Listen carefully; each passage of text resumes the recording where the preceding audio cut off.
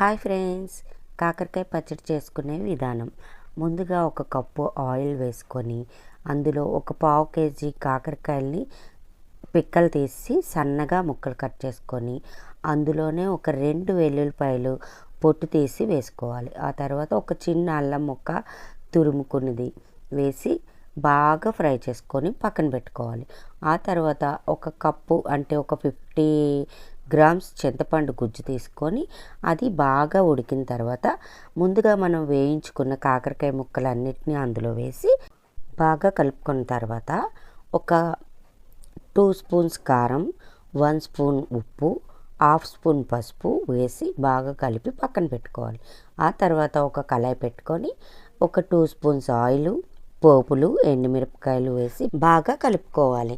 అంతే, ఎంతో రుచికరమైన కాకరకాయ పచ్చడి రెడీ. Bye friends.